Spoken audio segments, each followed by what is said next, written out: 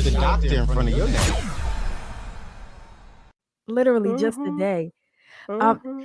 going back to what you were saying, because you literally hit the nail on the head when discussing like the intrusiveness sometimes of family members. Mm-hmm.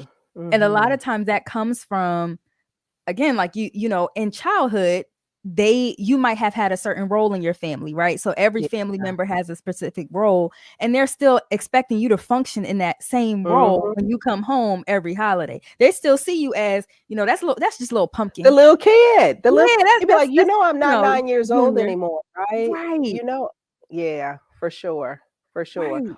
Or you may feed into that and you don't even realize that you do it unless you bring somebody else home with you that's a friend or somebody that you're Mm, dating, and they go, "Ooh, you become like a little kid in front of your family."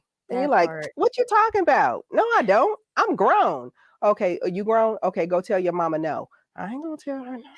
You know, no, I ain't gonna, you go tell her no. Can you ask her for me? Okay, there we go. Right? Because we haven't learned how to meet each other, and our families, especially the Mm, the older generations, have not learned and also believe that it's disrespectful for us to show yes. up as adults. So they never learn how to transition. Yes, you are still my parent, but you are not parenting me any longer. And our relationship Ooh, now is as two adults. And our parents oftentimes never meet the adult that we are. They just see us as their kid. They'll even come to our own houses and treat us like children in our houses that they right. don't pay no bills for. Okay? And we will let them. We will let them.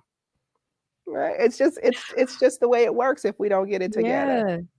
Yeah. So Yeah. how can we empower people when they do go back home and they're around their Mhm. families and they feel like my family still sees me as this child. I can't set Yeah. boundaries without it seeming as disrespectful to the elders. Yeah. Well, I like to teach people that they can recover from feeling disrespected. And Mm, sometimes they can recover and we can have a conversation that will change that.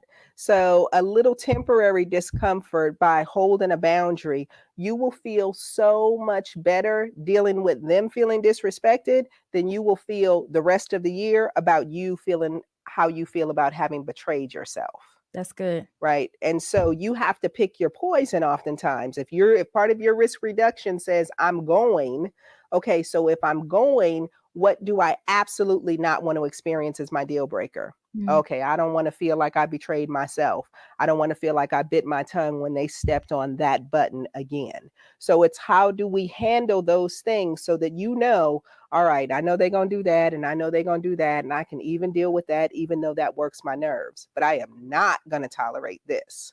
And they're going to know. And even if sometimes the deal breaker just says, I'm going to tell you what's going to happen, because it doesn't matter. You don't have to get rah rah. You don't have to right. go in on nobody. You don't have to actually be disrespectful, right?